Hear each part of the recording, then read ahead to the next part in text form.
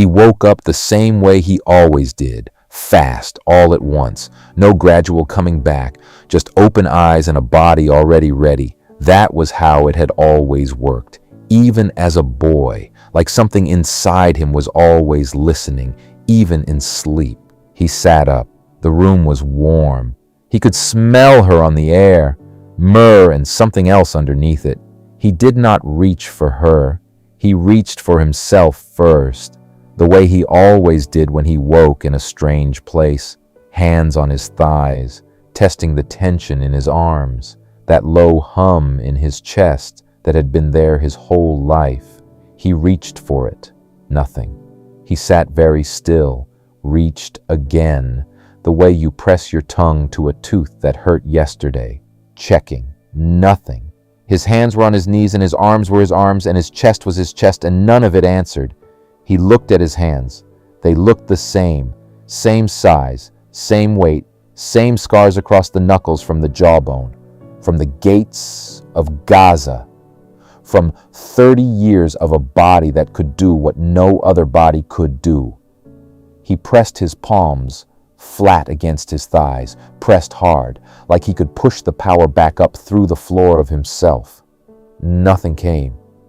He looked up. Delilah was gone. He had told her.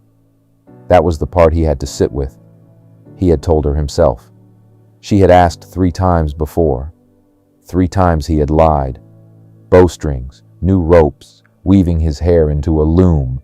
3 times he had lied, and 3 times the Philistines had come through the door, and 3 times he had stood up and fought them off and laughed. He had known what she was doing. He was not a stupid man. He had known she was trying to find the real thing. And he had looked at her face and told himself it was a game. Told himself he could play it right to the edge and pull back. He had believed that. Even the 4th time when she pressed him. When she said, "How can you say you love me when you don't trust me?" When she pulled her hands away and turned her face, and he could feel the distance opening between them like a door swinging shut.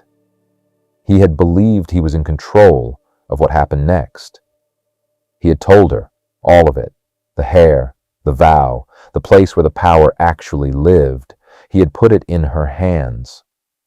And then he had fallen asleep with his head in her lap, like a man who had nothing left to fear. He looked at the floor where his hair had fallen. It was still there. Just hair, not attached to anything anymore. He looked at the door. They came through it before he stood. He heard them first, more than he expected. He was already rising when they hit the doorway. He reached for the power the way he always reached. Both hands, everything. The way you grab for a rope when you're falling. Nothing caught. His arms were still his arms. His hands were still his hands. He went down. He did not understand it right away.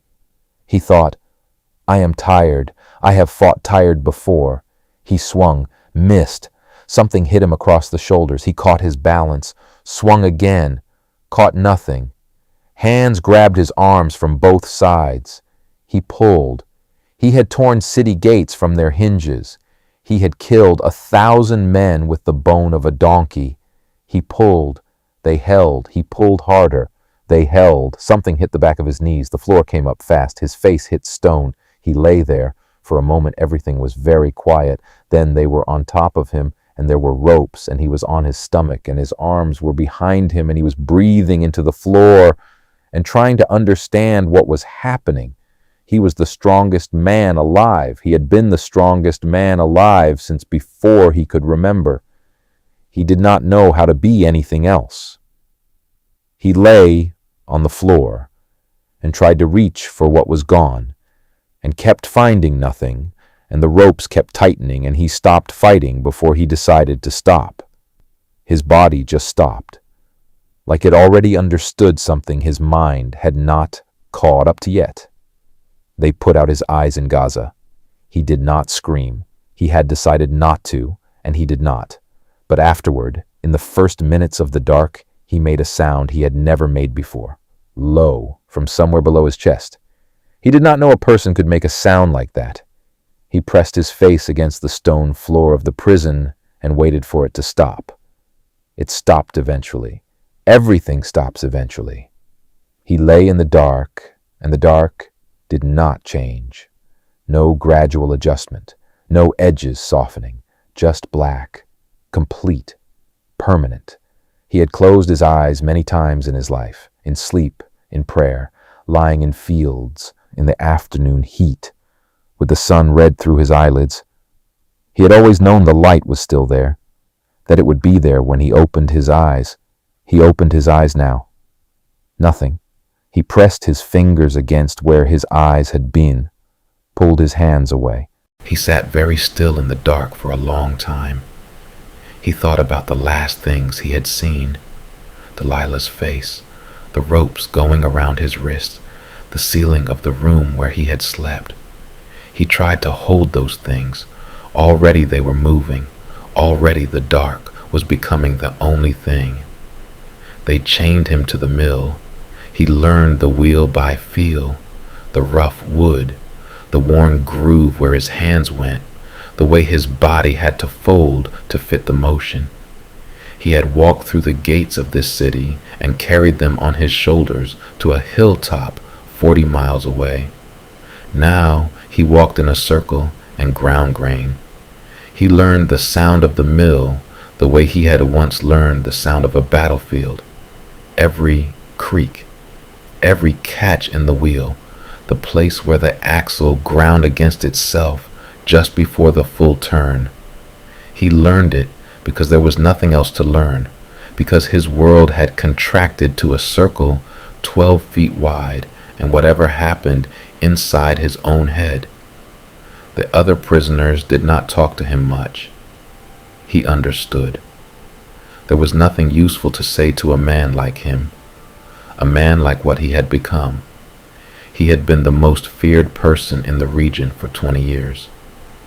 Philistine mothers had used his name to quiet their children. Soldiers had taken different roads to avoid the roads he walked. Now, those same soldiers brought him water and laughed among themselves while he drank. In the early weeks, he had to be told where things were: the water, the wall, the place to relieve himself. Small humiliations, given to him one at a time.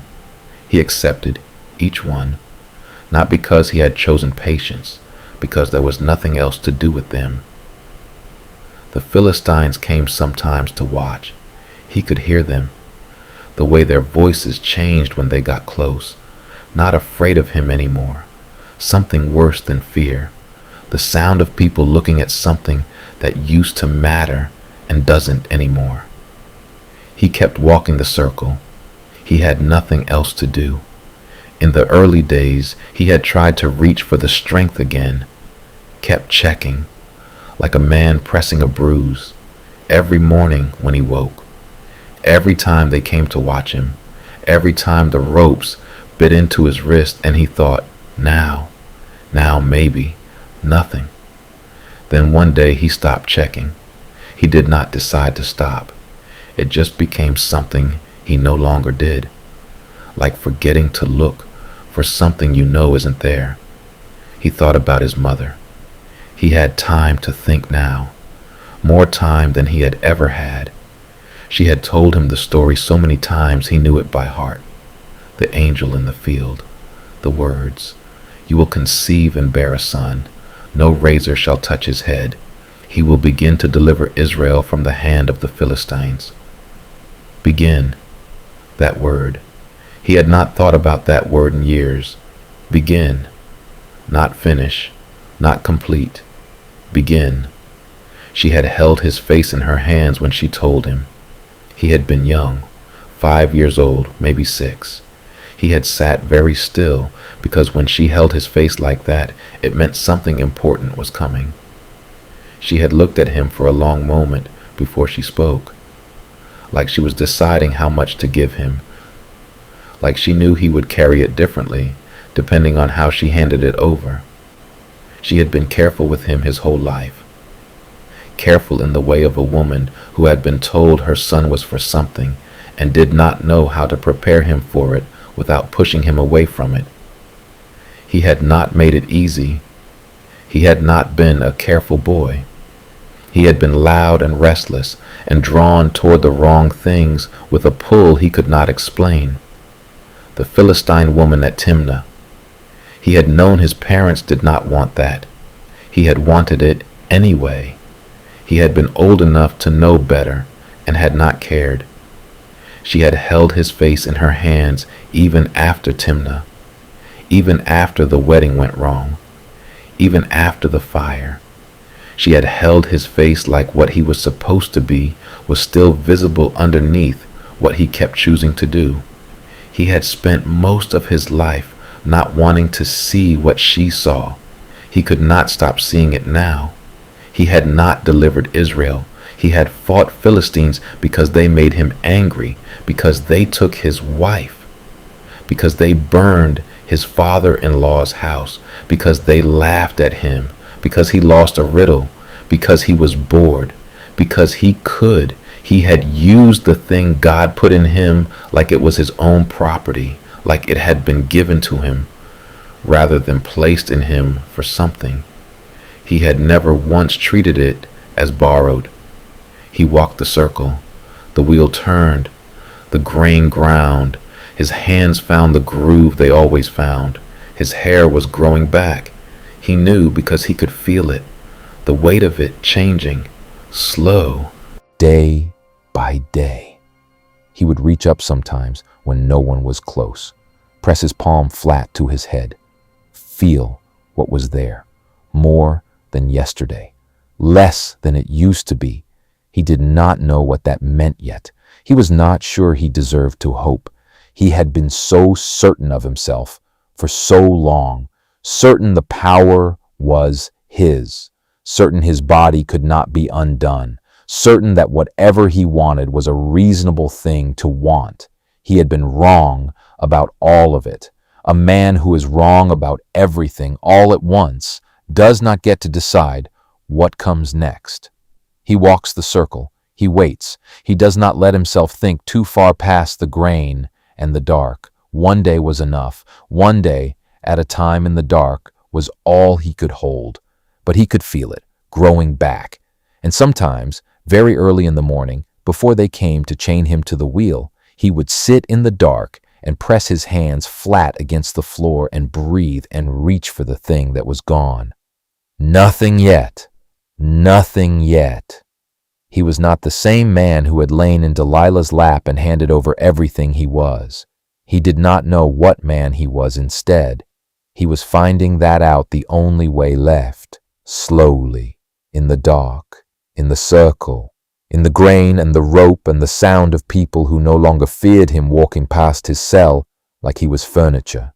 He pressed his hands to the floor, felt the stone, cold, real, the only thing that had not changed. He waited. The dark stayed dark. He got up, took his place at the wheel, and began again.